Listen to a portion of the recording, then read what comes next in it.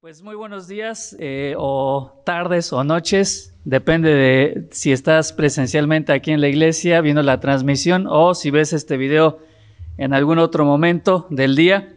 Te damos la bienvenida y bueno, oramos para que también la palabra de Dios pueda también tener un efecto y hablar a nuestros corazones en este día. Hace 15 días comenzamos con nuestra serie que le pusimos por título Él volverá, que está justamente basada en las dos cartas que escribió el apóstol Pablo a los tesalonicenses. Son dos cartas que me gustan mucho, que tienen un significado muy especial para mí, sobre todo 1 Tesalonicenses 5:24 es el versículo que hace pues muchos años Dios puso en mi corazón como una convicción, como un regalo precioso en un momento específico en mi vida.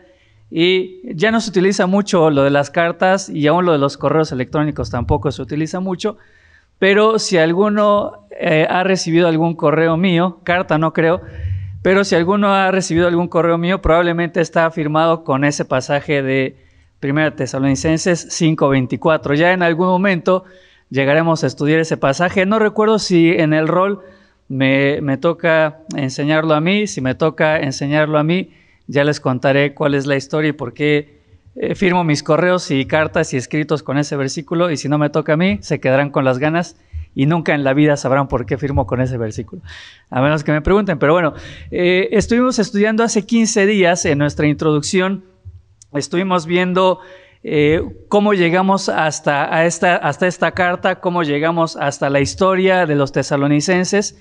E hicimos un breve recorrido por el libro de Hechos y simplemente me gustaría mencionar algunas cosas porque yo sé que a muchos de ustedes les gusta tomar notas y a lo mejor no pudiste escuchar el mensaje hace 15 días, y algunos de ustedes yo sé que tienen su libreta de apuntes de esta serie, Él volverá, y no quieren dejar su libreta sin los apuntes de la semana o del tema pasado. Así que bueno, hablamos un poquito acerca de cómo llegó el evangelio hasta esta ciudad, hasta esta región donde vivían los tesalonicenses.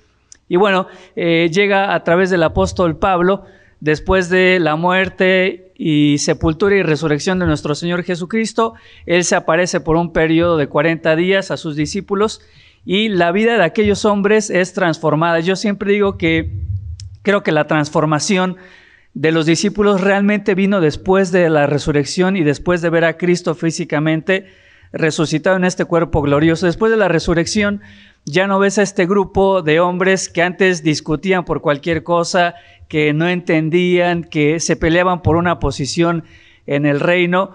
Ya no vuelves a ver actitudes inmaduras de este tipo. Prácticamente ves a unos discípulos transformados.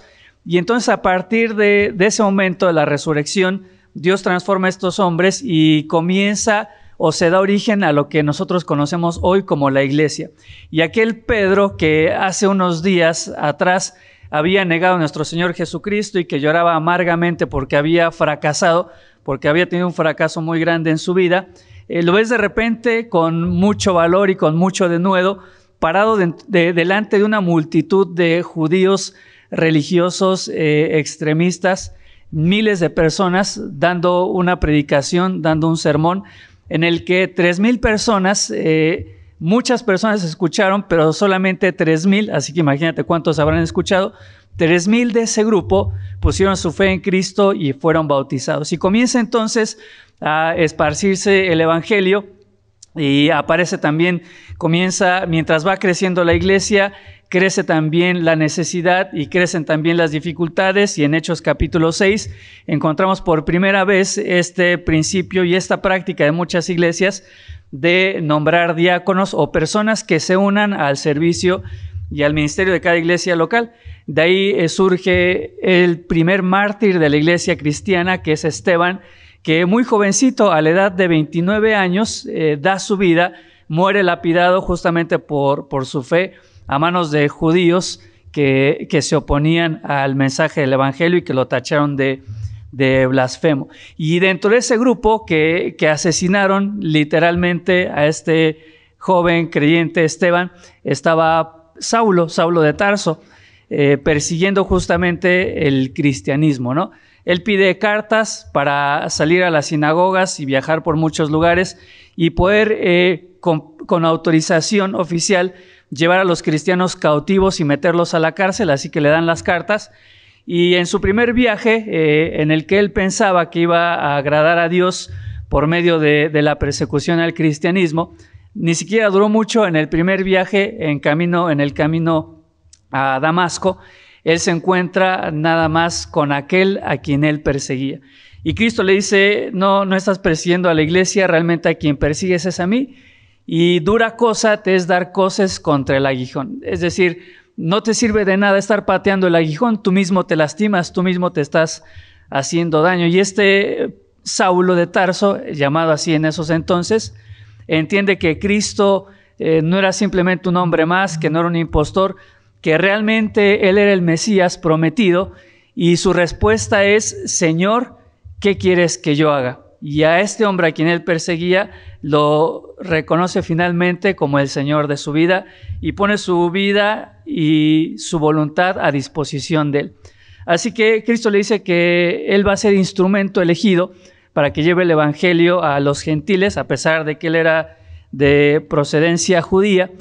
Y muy pocos capítulos después de su conversión, en Hechos capítulo 13, ya encontramos a Saulo de Tarso. Justamente ahí en Hechos 13 es cuando ya le conocemos con el nombre de Pablo, y lo encontramos ya muy involucrado, sirviendo en la iglesia en Antioquía, involucrado de tal manera que el Espíritu Santo dice, apártenme, le dice a la iglesia y a los líderes, apártenme a este hombre junto con Bernabé para la obra a la cual yo les he llamado. Así que comienzan su primer viaje misionero, salen ahí a la región de Galacia, y después de un tiempo, después de 2 años, si no me equivoco, en este primer viaje misionero, regresan a la iglesia de Antioquía, dan un informe de todo lo que había sucedido. Hay por ahí un concilio, se presenta una situación en esos entonces que el evangelio llegase a los gentiles, era algo nuevo, era algo que nunca se había escuchado. Así que surge una controversia porque muchos decían que si bien el evangelio o la salvación estaba a disposición de los gentiles, era necesario que ellos también se alinearan al judaísmo, que no solamente era suficiente, que no alcanzaba con que pusieran su fe en Cristo, sino que también tenían que adoptar el judaísmo y tenían que circuncidarse, tenían que participar de las fiestas y de todos los aspectos de la religión judía. Así que en este concilio se llega al acuerdo de que no era necesario, que la fe en Cristo era lo único necesario y que los gentiles también podían participar de la salvación aunque no practicaran el judaísmo. Y después de un tiempo, después de haber estado un tiempo ahí en la iglesia de Antioquía, Dios pone en el corazón de Pablo el hecho de volver a aquellas regiones donde él había realizado su primer viaje misionero, con el objetivo de confirmar a las iglesias. Muchos habían creído en Cristo, y Pablo dice, es necesario que yo regrese a esos lugares para poder darle un seguimiento y para poder confirmar a esos hermanos. Surge ahí una diferencia entre el apóstol Pablo y Pedro, porque Bernabé quería que su sobrino Marcos o Juan Marcos fuera dentro de este segundo viaje misionero también, pero el apóstol Pablo dice no, porque ya tenemos la experiencia de que en el primer viaje misionero Juan Marcos nos dejó. Se bajó del barco, le dio miedo, no aguantó la presión y nos dejó ahí tirados. Así que Pablo dice, ¿sabes qué, Bernabé? Yo no lo llevo. Y fue tan grande la diferencia, no pudieron ponerse de acuerdo, pero en buenos términos Bernabé dice, bueno, yo me voy por mi lado entonces con mi sobrino. Y Pablo, el apóstol Pablo, dice, yo entonces continúo mi segundo viaje misionero, y lleva consigo a este hombre de nombre Silas. En el capítulo 16, de hecho, si no me equivoco, bueno, después de que ellos comienzan este segundo viaje misionero, llegan a la ciudad de Filipos, es el primer lugar que ellos pisan en este segundo viaje misionero. Tiene muchísima oposición ahí, a tal grado que el pueblo se levanta, los meten presos, y surge un milagro grandioso ahí, que es uno también de mis pasajes favoritos. Bueno, tengo muchos pasajes favoritos, pero sucede un gran milagro ahí porque estando el apóstol Pablo y Silas presos en la cárcel por causa del levantamiento del pueblo ahí en Filipos,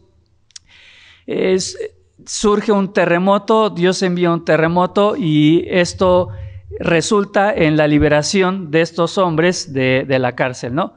Si piensas que ese es el milagro, realmente ese no es el milagro para nada, aunque sí es un milagro, pero eso no fue el milagro más grande. El milagro más grande es que el carcelero, ahí en ese momento, también pone su fe en Cristo, y algo sumamente inusual que yo creo que nunca más se ha visto ni creo que se vuelva a ver. Esa misma noche el carcelero, no lo dice literalmente, pero podemos entender que así fue, porque la familia del carcelero no vivía en la cárcel. El carcelero lleva a Pablo y a Silas a su casa con su familia. Toda la familia cree en Cristo, y lo más inusual de todo esto es que dice que al día siguiente los gobernantes fueron a la cárcel y ahí encontraron a Pablo y a Silas, ¿no? ¿Qué significa esto? Que en esa noche salieron de la cárcel, fueron a la casa del carcelero, toda su familia cree en Cristo, se bautizan, y estos presos, que a lo mejor lo que muchos desearían sería ser libres, vuelven a regresar a la cárcel para que al otro día las autoridades los encontraran ahí, ¿no?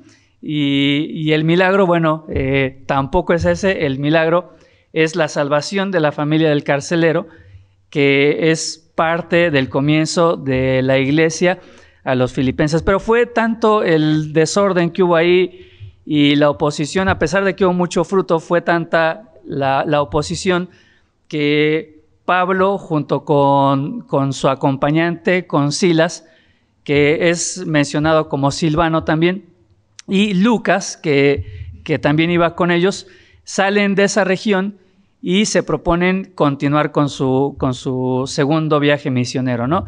Pablo tenía toda la idea, tenía el plan, había activado su GPS para visitar aquellos lugares que ya había visitado anteriormente, pero ahí en Hechos, una vez más Dios cambia los planes de este segundo viaje, y a través del Espíritu Santo redirecciona este viaje para que Pablo no regresase a las regiones que ya había visitado, sino que fuese a una región más. Y ahí Pablo recibe la visión del varón macedonio, quizás la has escuchado, donde este hombre, este varón macedonio, le dice: pasa y ayúdanos.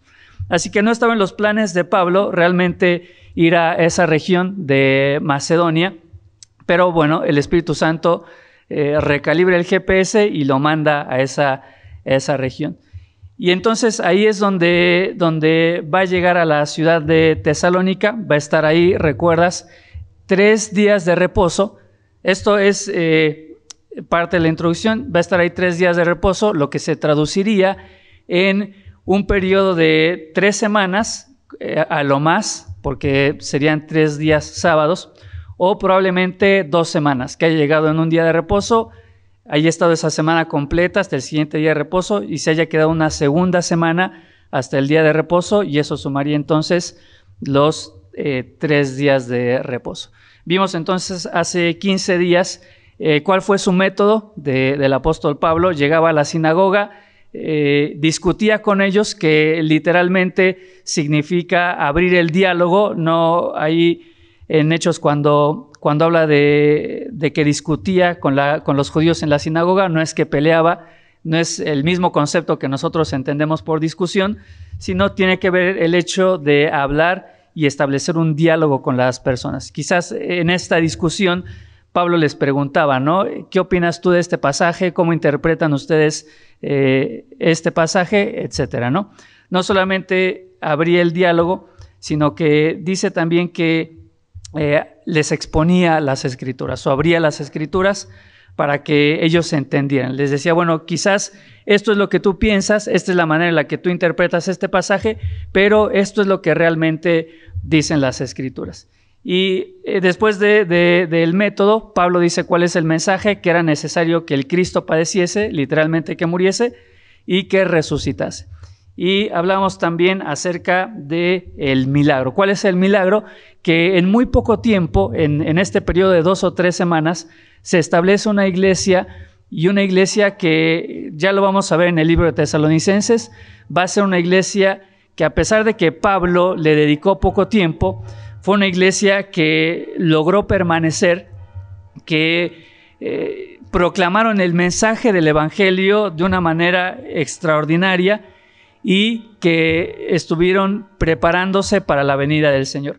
Y esta serie de Tesalonicenses, Él volverá, justamente mucho del mensaje tiene que ver con estas tres palabras, porque creo que estas tres palabras describen de una buena manera lo que es la iglesia de Tesalonicenses. Permanece, prepárate, o proclama y prepárate. Esas tres cualidades o estas tres características eran muy significativas en la iglesia de los tesalonicenses. Prepárate, proclama, o más bien en orden sería permanece, proclama y prepárate para la segunda venida. Así que eso fue un poquito lo que estuvimos viendo hace 15 días. Hablamos del versículo 1, donde Pablo se presenta a aquellos que estaban con él mientras escribía la carta, Pablo, Silvano y Timoteo, y no se presenta como apóstol, lo habíamos hablado, por la cercanía y por la estrecha relación y el cariño que tenía con esta iglesia. No tiene que hacer uso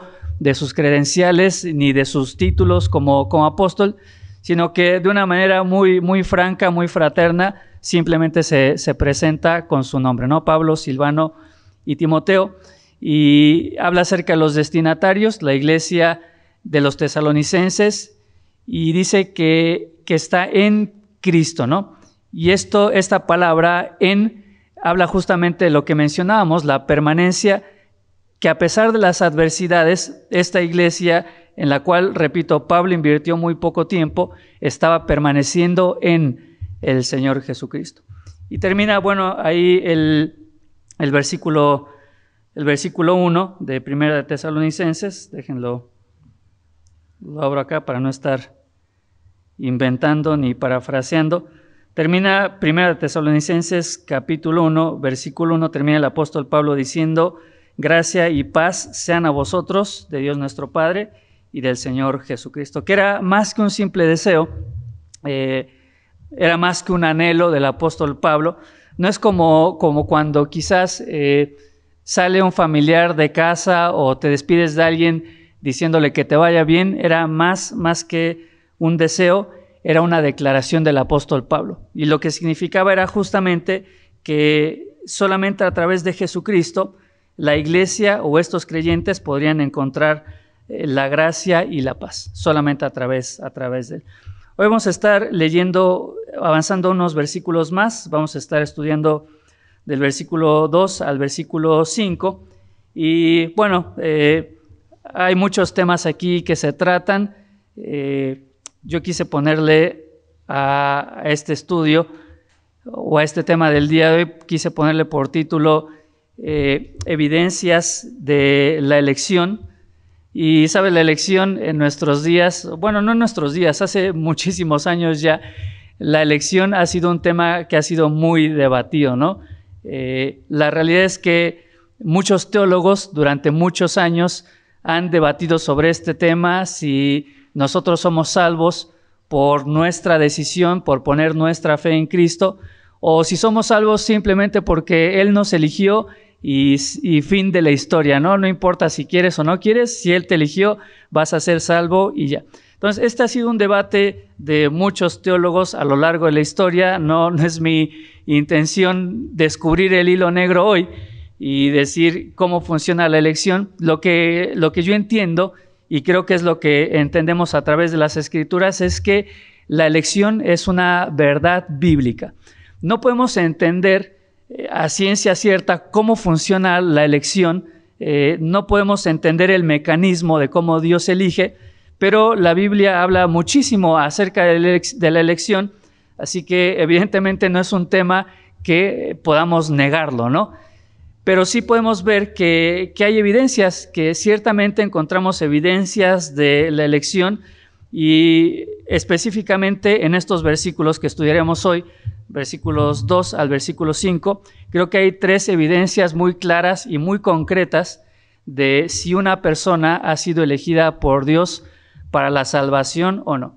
Así que vamos a darle lectura a este par de versículos y después vamos a ir estudiando algunas de las palabras de este pasaje. Dice así entonces, 1 Tesalonicenses, capítulo 1, a partir del versículo 2, dice el apóstol Pablo: damos siempre gracias a Dios por todos vosotros, haciendo memoria de vosotros en nuestras oraciones, acordándonos sin cesar delante del Dios y Padre nuestro, de la obra de vuestra fe, del trabajo de vuestro amor y de vuestra constancia en la esperanza en nuestro Señor Jesucristo.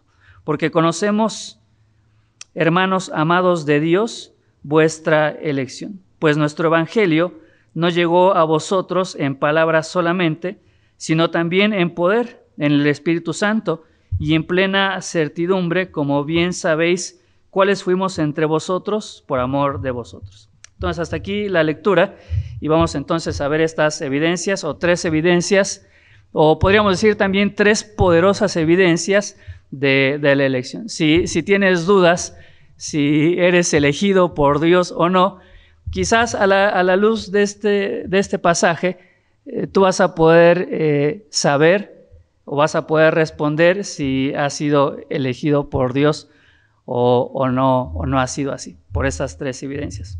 Comenzando con el versículo 2, dice: damos siempre gracias a Dios por todos vosotros. Y esta palabra o este verbo damos siempre gracias a Dios por todos vosotros es un verbo que está conjugado en una manera presente activa. Así que la mejor traducción no sería damos siempre gracias a Dios, como es un verbo que está en modo activo. Realmente lo que diría el apóstol Pablo sería: estamos dando gracias siempre a Dios por todos vosotros. Es decir, no era algo que estuviera solamente en la mente de Pablo, no era algo teórico, como cuando a veces nosotros decimos estoy orando por ti, y la realidad es que ni siquiera nos acordamos de orar por la gente, sino que literalmente este verbo en voz activa significaba que en ese mismo momento el apóstol Pablo estaba dando gracias a Dios por ellos. No era teórico, no era algo subjetivo. En ese mismo momento lo que estaba en la mente del apóstol Pablo era dar gracias a Dios por la vida de estos hermanos en Tesalónica. Y dice: haciendo memoria de vosotros en nuestras oraciones. Se menciona esta palabra haciendo memoria, y después a continuación en el versículo 3 dice: acordándonos sin cesar.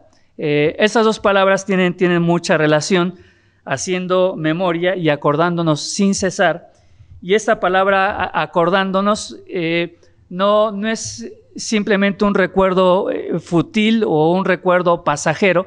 No es como cuando quizás te ha pasado, ¿no? Bueno, no sé si a ustedes, a mí me ha pasado que en la noche bajas al refrigerador y se te olvidó que habías bajado, ¿no? A mí me pasa comúnmente, quizá por mi edad, y ya cuando subes y cuando estás en la cama dices: ya me acordé para qué había bajado, ¿no? No es este tipo de recuerdo sutil o fútil o pasajero o efímero, sino que es un ejercicio de memoria. Esta palabra acordándonos tiene que ver más bien, la palabra original se traduce también como repasar, ensayar o ejercer memoria. Y es muy diferente, ¿no? Cuando algo simplemente cruza por tu mente como un recuerdo, y es muy diferente cuando tú ensayas o de alguna manera, como se traduciría también, ejerces memoria de ciertas cosas, ¿no? Y sabes, yo leí este versículo y viene a mi mente muchas situaciones, en específico situaciones matrimoniales, ¿no? Pero que pueden, yo creo, que aplicarse a cualquier aspecto de nuestro relacionamiento con la gente. ¿Sabes? Es muy fácil, o por lo menos para mí me es muy fácil, traer a la memoria o ejercer memoria o ensayar o repasar aquellas cosas negativas de mi pareja. A mí, siendo honesto, eso se me da naturalmente. No sé a ti, a mí se me da muy naturalmente. Y a lo mejor no solamente en la relación matrimonial, pero a veces en la relación con la gente, esto se nos hace común. Nos es muy fácil recordar o hacer memoria o acordarnos de aquellas cosas que quizá la gente nos ha hecho y que nos han dañado o que nos ha dolido. Y, ¿sabes? Esas cosas se quedan bien grabadas en la mente y en el corazón. Y yo creo que este versículo, o por lo menos para mí, este versículo es un ánimo a justamente repasar, ensayar o ejercer memoria de una manera voluntaria de aquellas cosas por las cuales tengo que dar gracias a Dios. Es lo que hacía el apóstol Pablo. Él, como un ejercicio y parte de su práctica, él acostumbraba traer a la memoria aquellas cosas por las cuales le daba gracias a Dios en relación, en este caso, a los tesalonicenses. Y yo decía a Dios, es que es algo que yo tengo que hacer. Lo malo se me da natural, pero intencionalmente yo tengo que ejercitarme en esto, en repasar, en ensayar o ejercer memoria de aquellas cosas por las cuales tengo que darle gracias a Dios por la vida de mi esposa o por la vida de mis hijos o por la vida de quizás algunas de las personas con quienes compartimos el ministerio, o intencionalmente ejercer memoria o ensayar o traer a la mente aquellas cosas buenas que la gente ha hecho por mí. Quizás es solamente mi situación, quizás es solamente mi caso, pero si también te sucede lo mismo, lo que hacía Pablo acá era intencionalmente tratar de recordar aquellas cosas por las cuales tenía que darle gracias a Dios, ¿sí? ¿Sí queda claro? Eso más o menos no eran recuerdos pasajeros, es algo que, te digo, se tiene que ejercitar y se tiene que practicar. Y en muchas ocasiones yo, cuando vienen pensamientos así malos de alguna persona, me gusta sentarme y me gusta escribir en un papel las cosas buenas y las cosas por las cuales yo tendría que darle gracias a Dios por la vida de esa persona, ¿no? Así que bueno, este ejercicio de repasar, ensayar o traer a la memoria aquellas cosas por las cuales le tenemos que dar gracias a Dios, acordándonos sin cesar delante del Dios y Padre nuestro. Y aquí vienen estas tres evidencias o estas tres poderosas evidencias de la elección. Primero, bueno, la obra de vuestra fe. En segundo lugar, se menciona el trabajo de vuestro amor. Y en tercer lugar, se menciona la constancia en la esperanza en nuestro Señor Jesucristo. Haciendo memoria entonces de la obra de vuestra fe, del trabajo de vuestro amor y de vuestra constancia en la esperanza en nuestro Señor Jesucristo.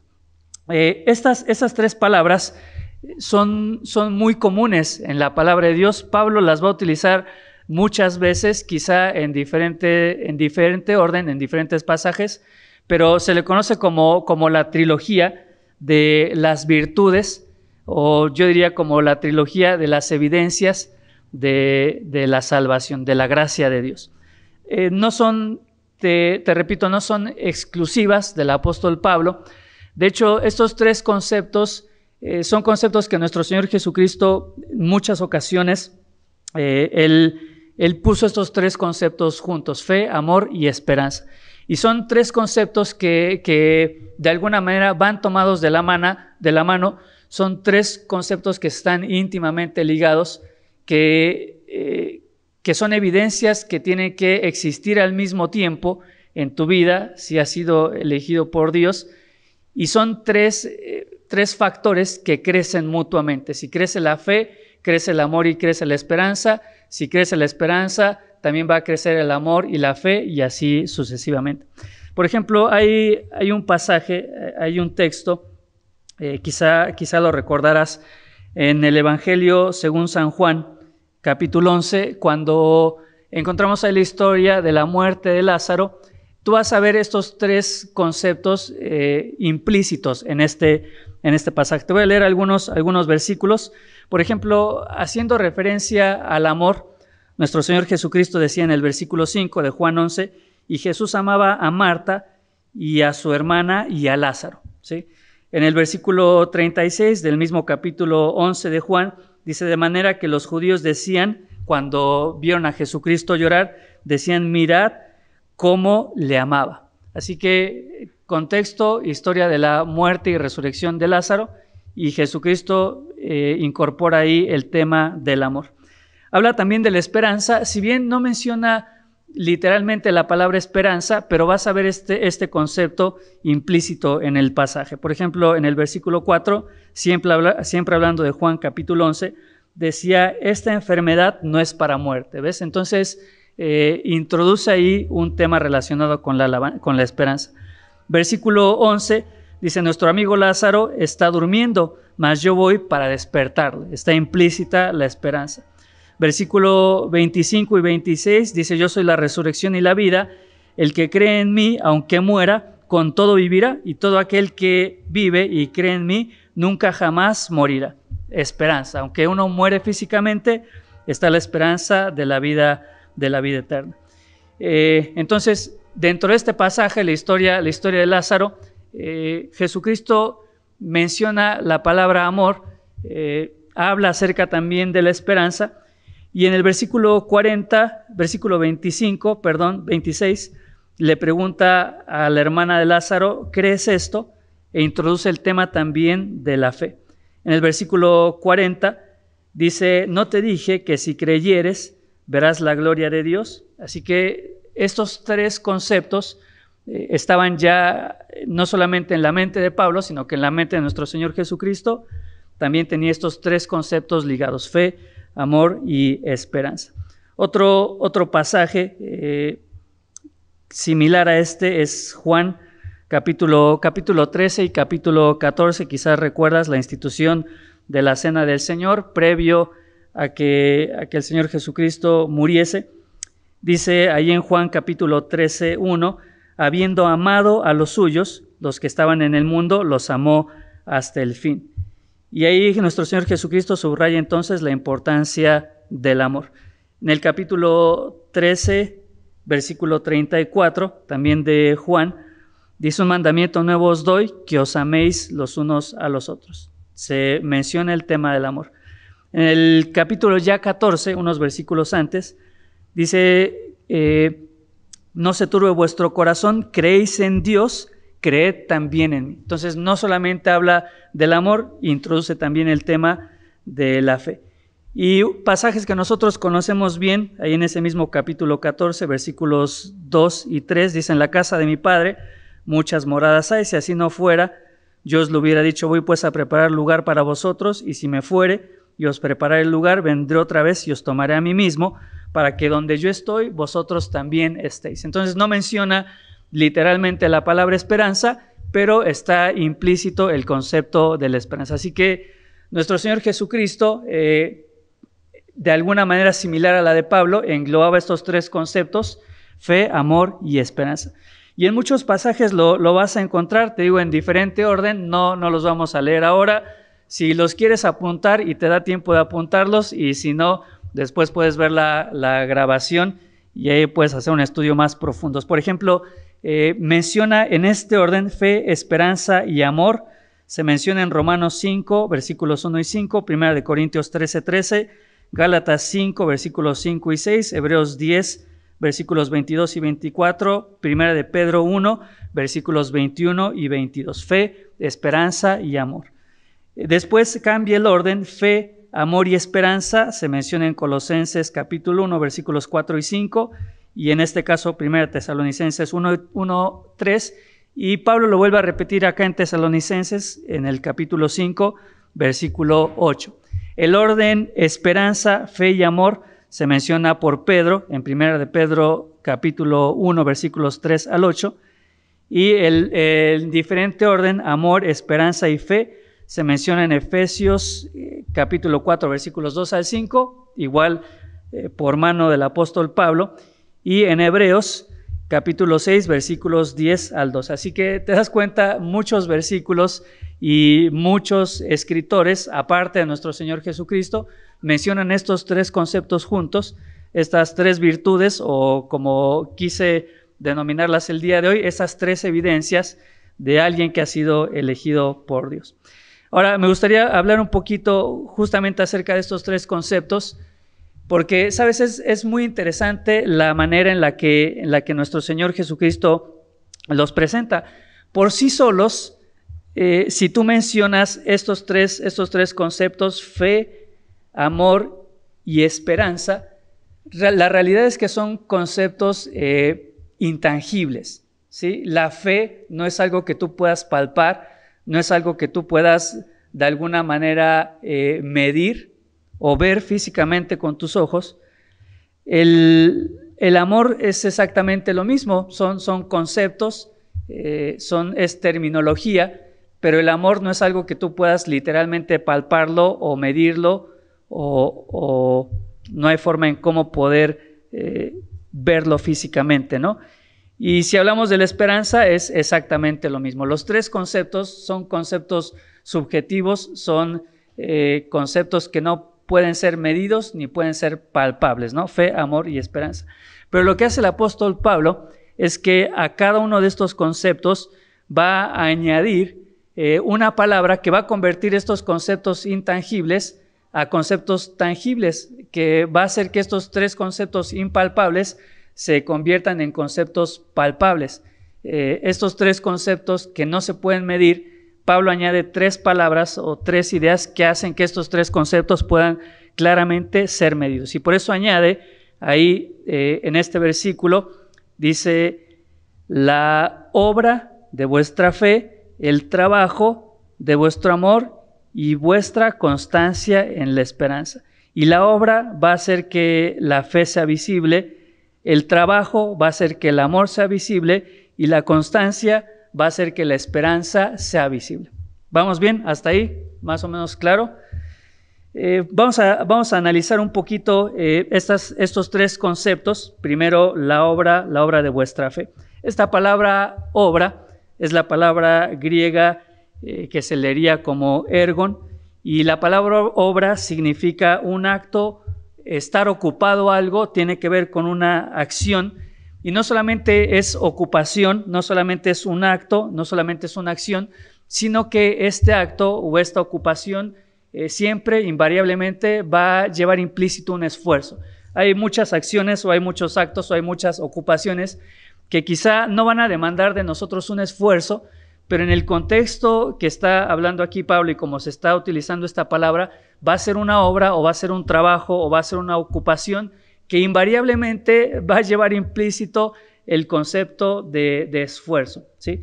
Dice entonces la obra de vuestra fe. La palabra fe es la palabra griega pistis y se traduciría como la confianza o la convicción en un sistema de verdad o en un sistema de valores. Y entonces esta convicción o esta creencia o esta fe o esta confianza va a llevarnos a la convicción de que vamos a ocuparnos o que vamos a estar involucrados y que este involucramiento va a llevar un esfuerzo. Ahí Santiago capítulo 2 versículo 14 justamente es la misma idea. Santiago 2:14 dice que la fe sin obras, ¿qué es? Es fe muerta, es decir, no puede existir una fe que no se manifieste en obras. Entonces, si nosotros hablamos de este concepto, del concepto de elección, muchos, te digo, debaten si es o si no es o cómo funciona. No vamos a poder llegar a concluir eso, pero sí podemos llegar a concluir que una persona que fue elegida por Dios va a tener una fe y esta fe se va a ver evidenciada por obras, se va a ver evidenciada por estar ocupado o por estar involucrado en una acción que me lleva a un esfuerzo. ¿Ves? Si yo veo un creyente, a simple vista no puedo evaluar o no puedo medir su fe, pero lo que sí puedo ver son sus obras, sí puedo ver su involucramiento, sí puedo ver qué tan ocupado o qué tan involucrado está dentro de la iglesia. La fe no se puede ver, pero sí va a ser muy evidente cuando una persona se está esforzando por aquellas cosas que tienen que ver con involucrarse con Dios. Sobre todo en la pandemia, ¿no? Digo, yo sé que algunos vienen de lejos y tenemos acá personas que vienen por lo menos, que hacen 30 minutos o 40 minutos, ¿sí? Y que llegan temprano. Y venir a la iglesia implica un esfuerzo, ¿sí o no? Para algunos más, para algunos menos. A lo mejor vives cerca, pero a lo mejor eres de los que les cuesta trabajo despertarse y bueno, tienes que hacer el esfuerzo de pararte temprano y venir a la iglesia. Implica un esfuerzo. ¿Sabes? La pandemia facilitó las cosas muchísimo porque ya no te tienes que parar temprano o tan temprano por lo menos. Es más, ni siquiera tienes que bañarte porque en el Zoom pues gracias a Dios no se perciben los olores, ¿no? Con que te arregles de aquí para acá, ya con eso más o menos la libraste, ¿no? Si prendes la cámara. Si no prendes la cámara, o sea, puedes estar prácticamente en tu cama, sin bañarte, greñudo, en chanclas, y congregarte está a la distancia ¿de qué? De un clic, ¿no? Evidencias de la elección.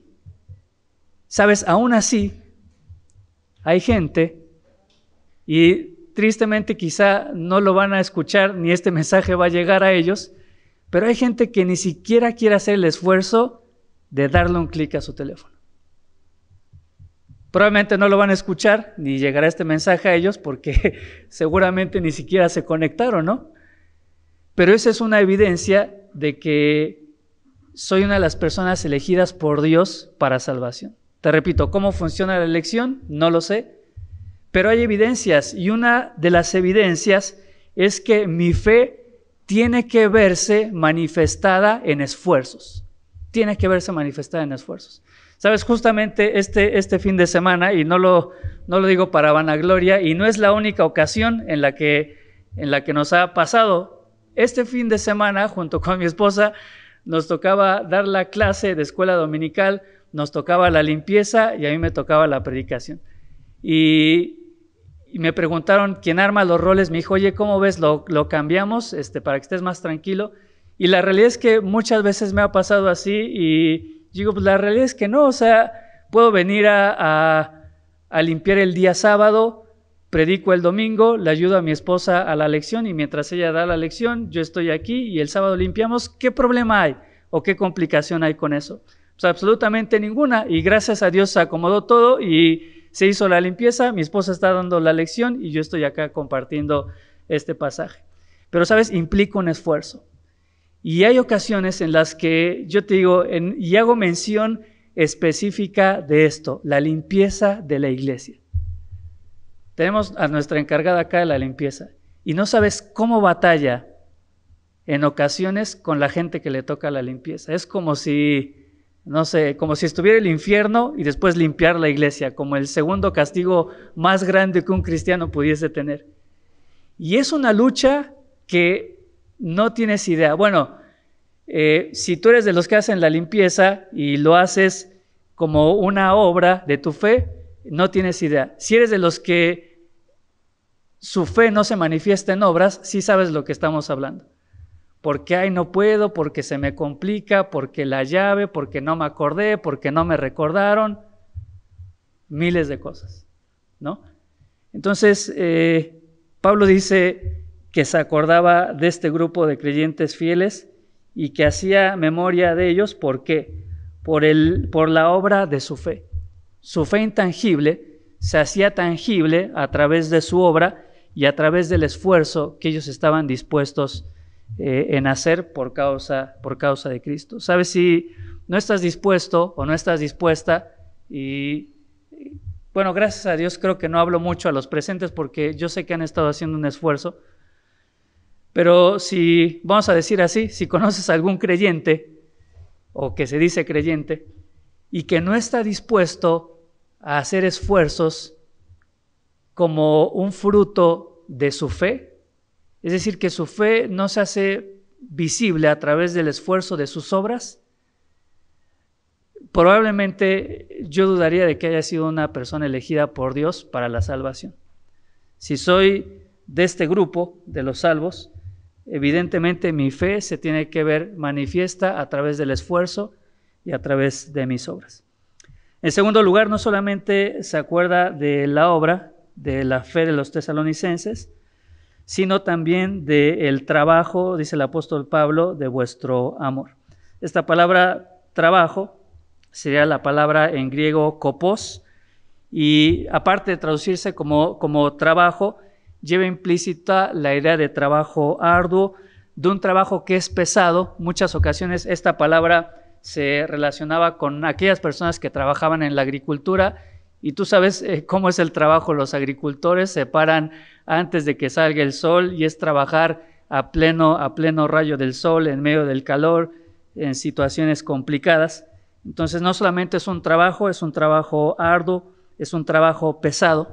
Y esta palabra kopos, o esta palabra trabajo, lleva implícito también la idea de dolor, molestia y fatiga. Quizás la palabra obra solamente tiene que ver con el hecho, o tiene que ver más con el énfasis de estar ocupado o de estar en acción o un acto, pero esta palabra trabajo tiene que ver más con el resultado o con la consecuencia de este trabajo, ¿no? Que sería justamente el dolor, la molestia y la fatiga, ¿sí? Va a haber ocasiones en que así va a ser. Si eres parte de aquellos que han sido elegidos por Dios y que han sido salvos, muchas veces esto te va a suceder. No solamente vas a estar involucrado en la obra, sino que va a implicar un tipo de trabajo que te va a causar dolor, que te va a causar molestia y que te va a causar fatiga. Prácticamente es llegar al punto de estar exhausto por causa de la obra de Dios. Y mire, es interesante porque no este trabajo o involucrarse de tal manera en la obra de Dios al grado de estar molesto o fatigado o con dolor o llegar a estar exhausto, no es algo que puede producirse humanamente, no es resultado de la intención del hombre, sino que va a ser resultado directo justamente del amor hacia Dios en primer lugar, pero también del amor hacia los hermanos. ¿Ves? Porque es muy difícil ver o es muy difícil medir o evaluar mi amor hacia Dios, pero lo que sí puedo ver y evaluar y medir es el amor que tengo hacia los hermanos. Eso sí es notorio y eso sí es evidente, ¿no? Ustedes bien saben que hay diferentes palabras en griego que en nuestro idioma, en español o en castellano, se traducen como amor. Está esta palabra que tiene que ver con un amor filial, que es el amor en las relaciones, por ejemplo, familiares. Yo amo a mis hijos, tíos, primos, nos amamos, es un amor filial. Existe esta otra palabra que tiene que ver con un amor eros o con un amor erótico, que es el tipo de amor que tiene que ver con la intimidad dentro del contexto de la pareja. Y existe este otro tipo de amor, que es el amor ágape, que no es un amor, es un amor que va más allá de las relaciones familiares y que va más allá del amor en el contexto erótico o en el contexto de intimidad. Es un amor que tiene que ver con una entrega total, ¿no?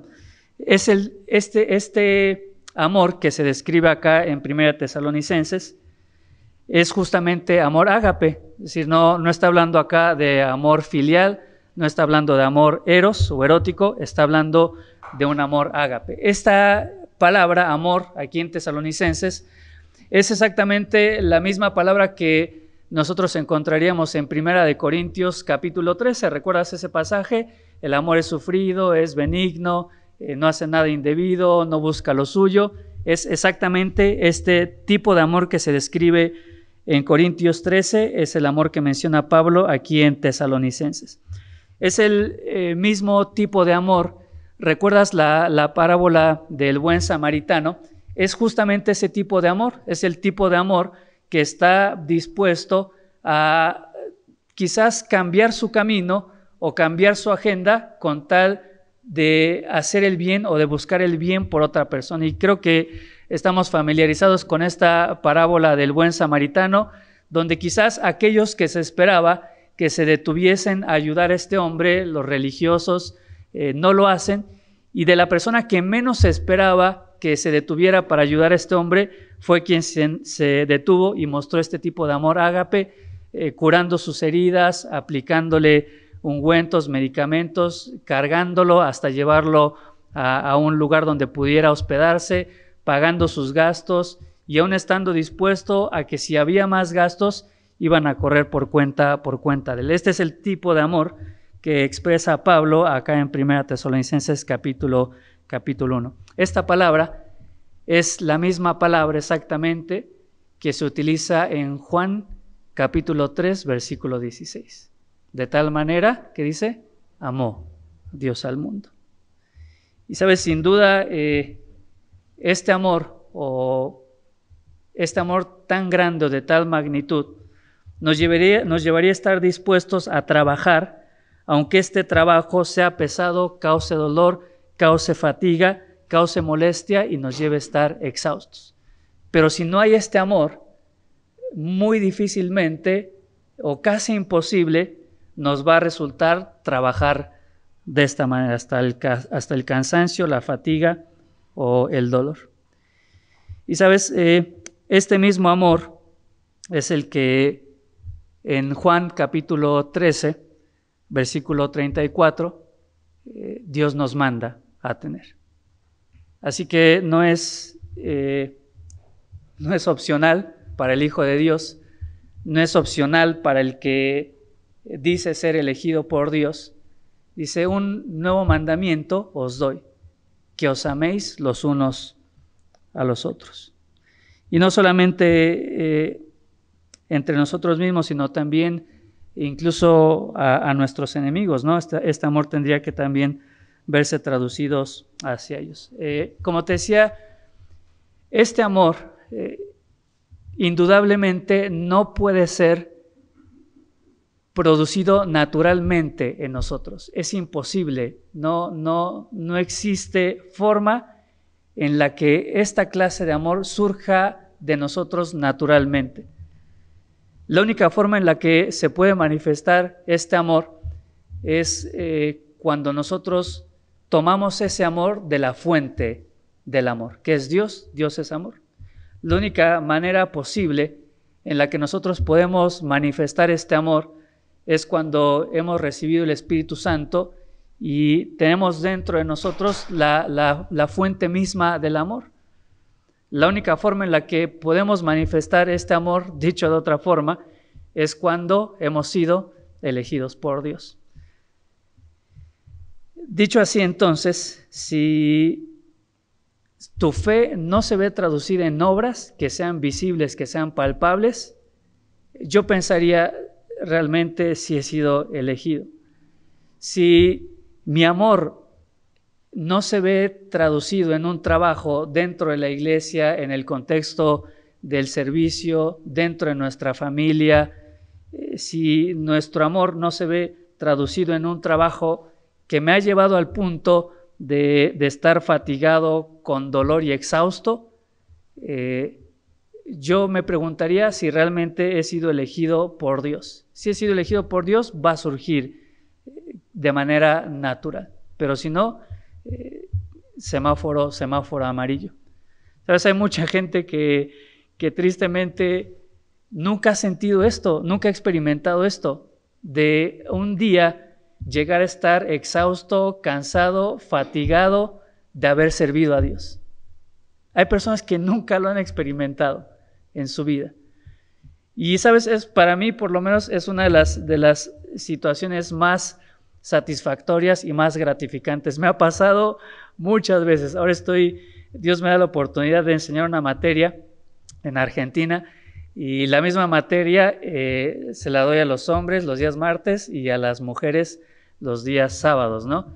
Y bueno, algunos de ustedes me conocen y sabrán que yo soy nocturno. Yo no tengo problema, yo no tengo el más mínimo problema en acostarme a la 1, a las 2, a las 3 de la mañana. Si un día estás ocioso y no tienes nada mejor que hacer, llámame y te voy a contestar a la primera, de seguro, porque durante el día sí ando con varias cosas, pero esas horas estoy estudiando, leyendo, haciendo otras cosas, te voy a contestar rápido, ¿no? No me pidas que me despierte temprano, porque ahí sí, no, paso, te la regalo. Y para dar mi clase, que la clase es a las 8 de la mañana en Argentina, yo tengo que comenzar a dar mi clase a las 6 de la mañana. Y bueno, en casa no puedo hacerlo porque tengo voy a llamarles así, 2 pajarillos cantores que hacen mucho ruido, y que no me dejarían dar mi clase, así que me vengo a dar mi clase acá, ¿no? Pues a las 4:30 me tengo que parar, me baño porque si no llego medio dormido, y a las 5:15, 5:30 ya tengo que estar saliendo para conectar la computadora y todo eso, ¿no? Así que estos días eso a mí me produce, ya a mi edad avanzada, ya me produce estar durante el día fatigado, con dolor, con molestia y exhausto. Pero, ¿sabes? Digo, gracias a Dios, Dios me da esa oportunidad y qué hermoso y qué privilegio poder influenciar la vida de hombres y de mujeres con la palabra de Dios. Y sí, físicamente este tipo de trabajo puede causar dolor, molestia, fatiga al punto de estar exhausto. Pero, ¿sabes? La recompensa o el sentido de retribución de saber que estás haciendo esto por Dios hace que ese cansancio, esa fatiga, esa molestia o ese sentir de estar exhausto pasa a segundo término. Y espiritualmente te sientes gozoso por saber que lo hiciste por Dios, ¿no? Y te repito, no digo esto y espero que así se entienda, no lo digo en ninguna manera para vanagloriarme, pero es muy gratificante llegar al extremo de estar exhausto por la obra de Dios. Si nunca lo has experimentado, ojalá Dios te permita en algún momento involucrarte tanto en servirle a Él, que termines tus días, que te vayas a la cama totalmente molido y desbaratado por haber servido a Dios, ¿no? Y mira qué interesante porque estos conceptos podrían parecer contradictorios. Es decir, ¿cómo? Entonces, si yo trabajo para Dios de esta manera que lo expresa Pablo, voy a llegar a sentir dolor, fatiga, sentirme exhausto y sentir molestia. Y uno diría, pues no, te lo regalo, ¿no? ¿Para qué ¿Quién quiere voluntariamente estar adolorido, molesto, fatigado y exhausto? Nadie, ¿sí? Pero ahí es donde está el contrapeso. Cuando lo haces por amor, cuando este trabajo es fruto de mi amor ágape, es mucho más la satisfacción que el cansancio, la fatiga y la molestia. Entonces, Pablo recordaba y agradecía a Dios por la obra que era el producto de la fe de los tesalonicenses. Se acordaba y daba gracias a Dios porque el amor ágape de estos creyentes se veía manifestado en un trabajo arduo que implicaba cansancio, fatiga y molestia. Y en tercer lugar, Pablo dice o menciona la constancia en la esperanza. La palabra constancia sería la palabra griega, algunos la pronuncian como upomone o jupomone, que sería más correcto. Y esta palabra en algunas Biblias se traduce literalmente como aguante. Nosotros no estamos muy familiarizados en México con esa palabra. En Argentina es una palabra muy común y los argentinos siempre dicen gracias por hacerme el aguante, es decir, por estar conmigo, ¿no? Quizás cuando nadie más está. Entonces, esta palabra constancia se traduce como aguante o se traduce como resistencia. Pero no solamente es aguante o es resistencia, sino que también implica la actitud o una actitud de esperanza y perseverancia. ¿Ves? Quizás nosotros podemos aguantar una situación, pero no aguantar o no soportar o no resistir con la actitud adecuada o con esta actitud que manifestaría aquí el apóstol Pablo, ¿no? Es que yo siempre tengo que aguantar a tu suegra. Claro, aguantas y resistes, pero quizás la actitud no sería lo que está expresando aquí el apóstol Pablo. La idea entonces es aguantar o resistir, pero con alegría y con esperanza y con paciencia, con perseverancia. Esta palabra jupomone viene de dos partículas. La primera es jupó y la otra es moné. Jupó significa ponerse por debajo o estar debajo de, y tiene entonces esta idea de estar debajo de algo, sosteniéndolo, como si estuviera sosteniendo, no sé, una roca o un objeto pesado. Estar debajo, sosteniendo, resistiendo, aguantando, pero con alegría y esperanzado, ¿sí? Esta palabra justamente es muy adecuada acá en el contexto de Primera de Tesalonicenses, porque quizás recordarás que la iglesia de los tesalonicenses estaba enfrentando persecución por parte del imperio, en ese entonces los romanos.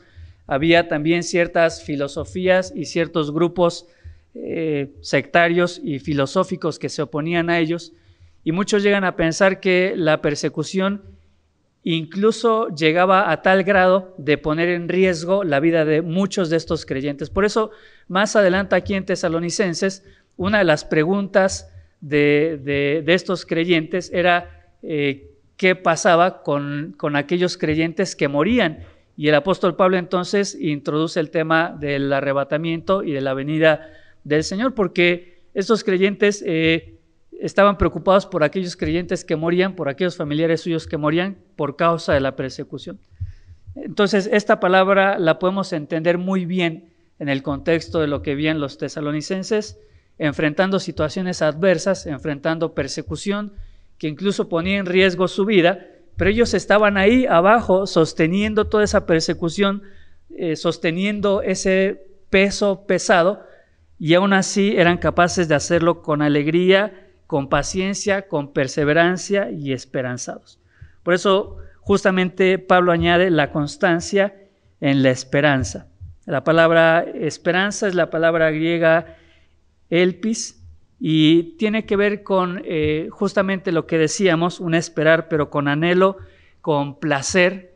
Es un esperar con expectativa, ¿no? Como cuando, no sé, en estos días se casó uno de nuestros amigos, Quique Toscano, y yo creo que él estaba esperando este día, pero esperándolo ¿con qué? Con un gran anhelo y con una gran expectativa, porque también se puede tener esperanza o también se puede esperar, pero sin anhelo o sin expectativa. Entonces, muchas veces yo mismo he dicho, ya este mundo está de cabeza, las cosas están muy difíciles, el dinero no me alcanza, ya que venga el Señor. Pero ves, esta esperanza no necesariamente es con anhelo o es con expectativa. En ocasiones nuestra esperanza de que venga el Señor es el resultado de ¿qué? De que estoy harto, de que ya no quiero seguir viviendo acá, pero no necesariamente es una esperanza con placer, ¿no? Con expectativa. Dice, no es la resignación pasiva, ya ojalá y pase todo esto, ¿no? No es la resignación pasiva, sino es la fortaleza del soldado que va enfrentando las batallas. No es una ilusión, sino una certeza absoluta, sabiendo la elección que Dios hizo de nosotros, que es lo que dice el versículo siguiente. Ya estamos con el tiempo encima, ¿no? Así que dice el siguiente versículo 4, porque conocemos, y fíjate esta frase, ¿no? Porque conocemos, hermanos amados de Dios, vuestra elección. Este pasaje en ocasiones muchos lo interpretan como que los tesalonicenses fueron los que eligieron a Dios, y por eso dice, conocemos, hermanos amados de Dios, vuestra elección. Yo creo que no se refiere tanto a la elección que los tesalonicenses hicieron de Dios, sino más bien se refiere a la elección que Dios hizo de los tesalonicenses. Y por eso esta idea de evidencias de la elección. Si Dios me eligió, se tiene que ver manifiesto en la obra de vuestra fe, en el trabajo de vuestro amor y de vuestra constancia en la esperanza. Creo que el contexto lo hace un poco más claro. Dice el apóstol Pablo, porque conocemos, y fíjate esta frase, hermanos amados de Dios, ¿no? Hermanos amados de Dios. Si Pablo solamente hubiese dicho hermanos amados, podríamos llegar a pensar o a concluir que estaba hablando del amor que Pablo tenía por los tesalonicenses, ¿no? Conocemos hermanos amados, o como si yo me refiriese a ustedes como mis hermanos amados, podría entenderse que la fuente de amor soy yo y que el recipiente del amor son ustedes, ¿no? Pero fíjate, la frase dice, porque conocemos hermanos amados de Dios. Es decir, el amor no está expresando Pablo que provenga de él, sino que el amor procede de Dios. Hermanos amados de Dios. Y por lo tanto, vuestra elección, en español puede resultar confuso, pero en el idioma griego se complementa la idea. Hermanos amados de Dios, vuestra elección de parte de Dios. También podríamos traducir, ¿no? Y bueno, justamente también Juan capítulo 15, versículo 16, ¿qué dice? Dice, no me elegisteis vosotros a mí, sino que yo os elegí a vosotros, ¿no? Entonces, a pesar de que algunos interpretan este versículo como que los tesalonicenses eligieron a Dios por el contexto y por otros pasajes, yo entiendo que fue al revés, ¿no? Que Dios fue el que los eligió a los tesalonicenses. Y entonces, esta elección se tendría que ver manifestada en lo que nosotros leímos en el capítulo 3. Terminando, dice el versículo 5, porque nuestro evangelio no llegó a vosotros en palabras solamente, es decir, no fue solamente de dientes para afuera. Y es interesante porque aquí nosotros tenemos la partícula, nuestro evangelio no llegó a vosotros, pero en griego la idea sería, nuestro evangelio no llegó dentro de vosotros, no refiriéndose solo al mensaje o a las palabras, sino un mensaje que llegó hasta el interior y llegó profundamente a la vida de los tesalonicenses. Diría entonces, pues nuestro evangelio no llegó dentro de vosotros en palabras solamente, dice, sino también en poder. Y por eso también tenía la tentación de ponerle como título evidencias poderosas de la elección.